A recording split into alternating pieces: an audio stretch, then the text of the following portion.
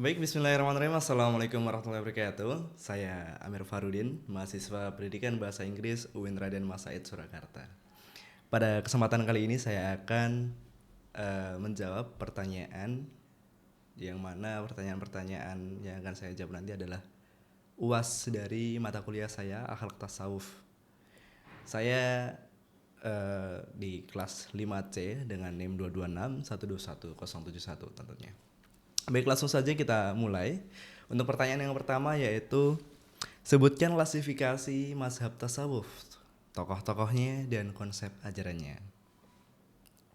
Nah, jadi eh, mazhab tasawuf ini terbagi menjadi satu, dua, tiga. Nah, yang pertama yaitu adalah tasawuf falsafi. Nah, tasawuf falsafi ini adalah tasawuf yang bercampur dengan ajaran filsafat, mengkompromikan atau memakai tema-tema filsafat yang maknanya disesuaikan dengan tasawuf. Mazhab ini juga sering dikenal dengan mazhab mistikisme Islam atau mazhab yang sangat dekat dengan gnostisisme. Nah, kemudian tokohnya siapa aja? Yang pertama, tokoh-tokoh yang masuk dalam kategori ini antara lain yaitu Abu Yazid Al-Bustami, Abu Mansur Al-Hallaj, Ibn Arabi, Ibnu Sina, Ibnu Sab'in, Ibnu Al-Afif, Ibn Al-Farid, Al-Najm Al-Israili, dan yang senada dengan mereka atau yang lain-lain, masih banyak lagi. Nah, kemudian ajarannya seperti apa?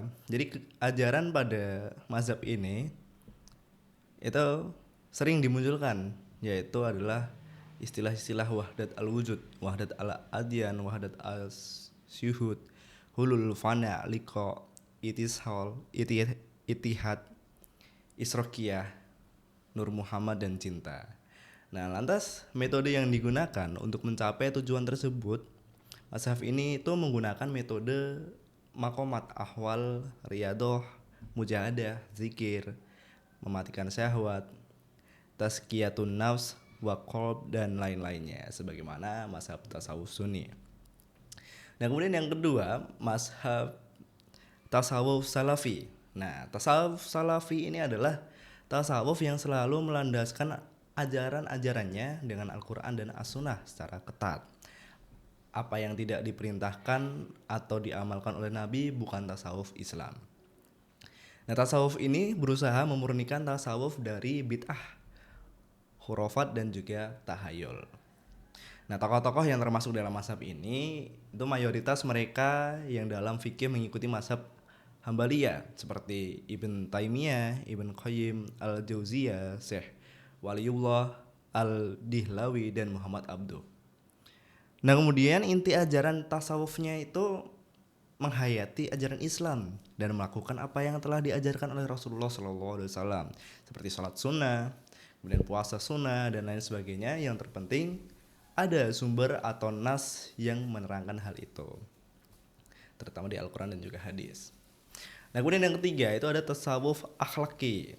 Nah, tasawuf akhlaki ini adalah tasawuf yang mengikatkan diri dengan Al-Quran dan Al-Hadis, namun diwarnai pula dengan interpretasi baru dan menggunakan metode-metode yang belum dikenal pada masa generasi awal atau salaf. Nah, tujuan akhir dari praktek tasawuf mazhab ini adalah terbentuknya moralitas yang sempurna dan menuai makrifat Allah. Nah, oleh sebab tujuan inilah mazhab ini itu juga dikenal dengan tasawuf akhlaki.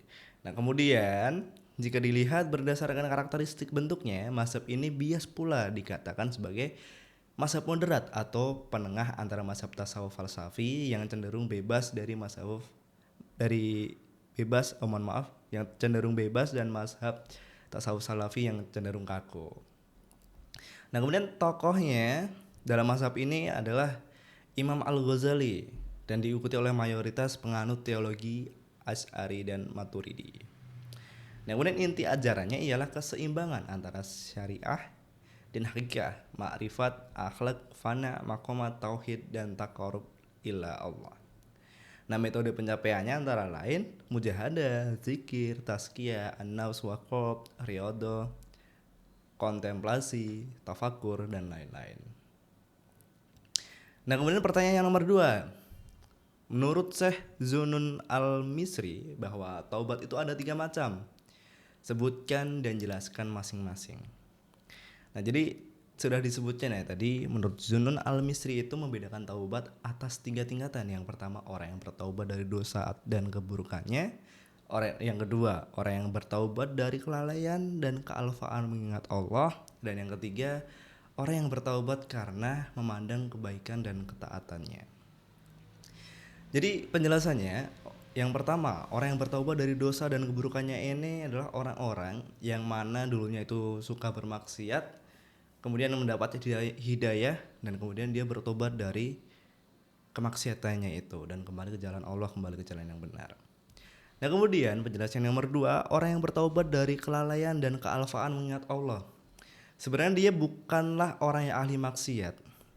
Dia adalah orang beriman, akan tetapi terkadang dia lalai dalam mengingat Allah. Misalkan dia lupa sholatnya, atau kalau enggak dia menunda sholatnya, nanti aja.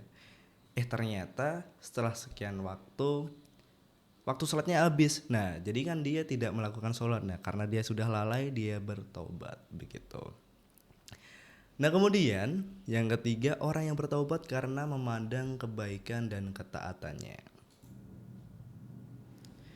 Mohon maaf, saya lanjutkan. Jadi tobat yang ketiga itu adalah orang yang bertobat karena memandang kebaikan dan ketaatannya. Itu adalah tobatnya orang-orang yang merasa dia harus bertobat dari hal-hal yang mengalihkan pandangannya kepada Allah SWT. Nah, kemudian pertanyaan yang ketiga, jelaskan syariat, thariqat, hakikat, dan ma'rifat disertai contohnya. Nah, jadi yang pertama syariat.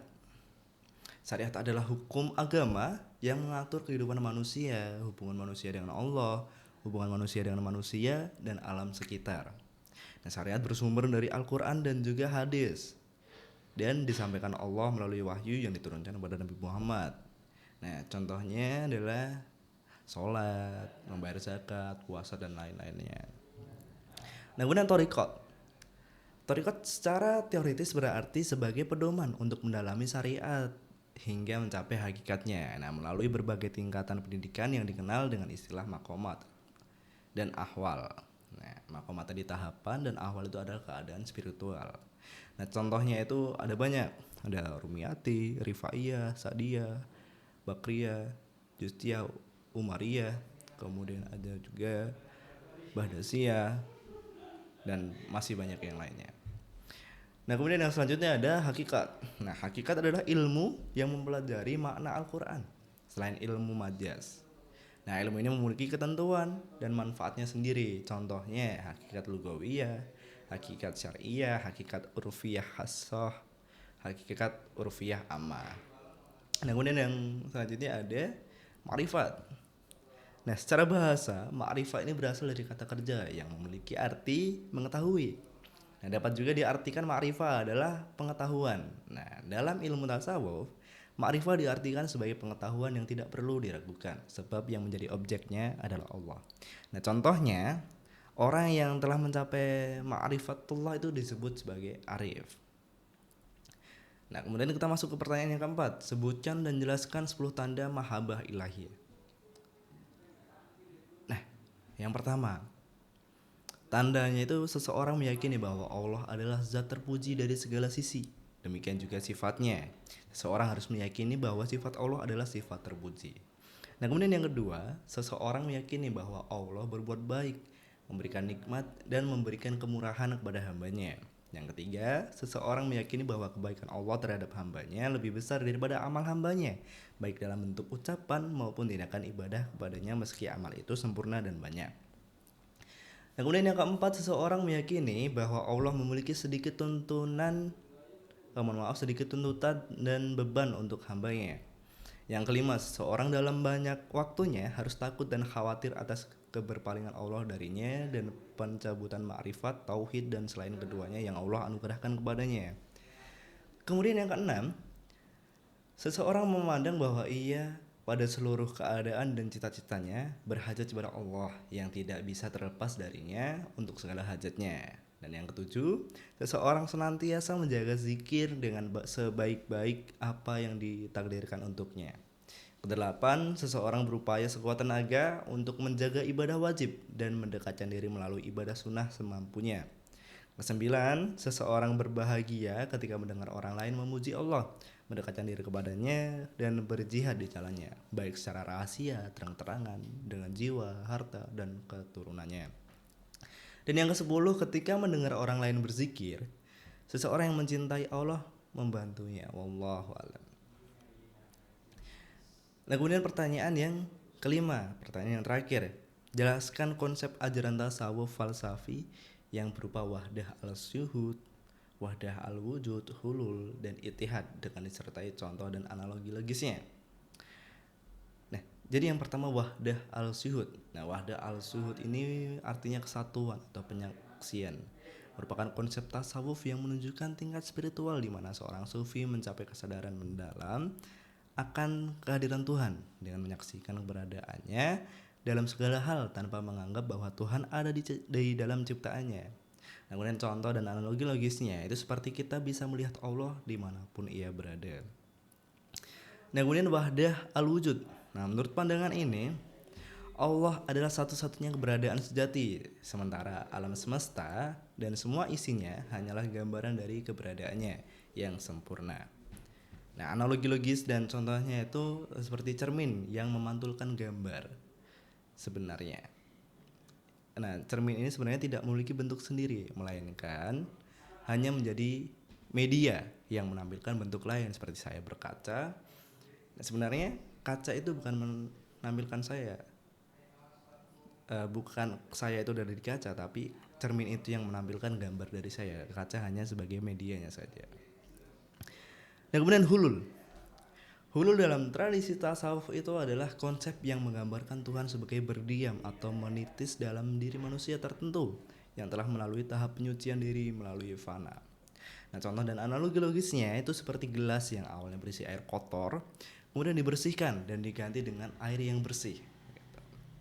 Dan yang terakhir ittihad. Nah, ittihad ini adalah kondisi di mana seorang sufi mencapai persatuan dengan Tuhan setelah melewati fana atau hilangnya kesadaran akan ego dan bako eksistensi dalam kehendak Tuhan.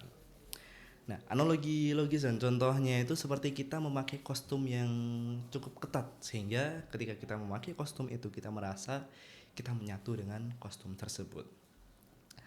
Nah, baik itu saja ya jawaban dari saya mengenai 5 pertanyaan UAS matkul akhlak tasawuf yang mana diampu oleh Bapak Ahmad Mahfudi. Saya ucapkan terima kasih juga kepada Bapak Ahmad Mahfudi yang telah membersamai kami di kelas 5C dan juga penonton sekalian yang telah menonton video ini. Terima kasih, kurang lebihnya saya mohon maaf. Billahi fisabilillah haq, fastabil khairat. Wassalamualaikum warahmatullahi wabarakatuh.